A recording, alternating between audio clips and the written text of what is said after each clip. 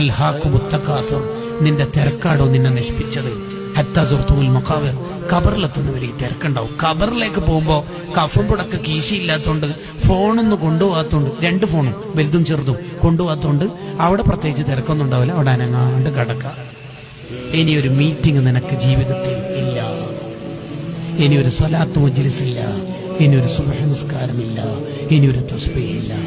മരണം മുതലുള്ള കാലം പ്രതിഫലത്തിന്റെ കാലമാണ്. മരിച്ചു കഴിഞ്ഞാൽ ഒരു സുബ്ഹാനയും ചൊല്ലാൻ കഴിയില്ല, 1 രൂപ സ്വതക്ക കൊടുക്കാൻ കഴിയില്ല, ഒരു സ്വലാത്ത് ചൊല്ലാൻ പറ്റൂല, ഒരാളുടെ മുഖത്ത് നോക്കി ചിരിക്കാൻ പറ്റൂല, ഒരു ഖുൽ ഹു അല്ലാഹു ഓതാൻ പറ്റൂല, ഒരു വിത്തർ നിസ്കരിക്കാൻ പറ്റൂല. അത് മരിക്കണവരെ മാത്രം. സ്റ്റോപ്പ്. നീ തിരക്കഭിനയിക്കരുത്, തിരക്കഭിനയിക്കരുത്. സ്വലാത്തിന് വരുന്നില്ലേ, ചെറിയൊരു തിരക്ക്. മീറ്റിങ്ങിന് വരുന്നില്ലേ, ഇന്ന് കുറച്ച് ഷോപ്പിൽ തിരക്കുണ്ട്.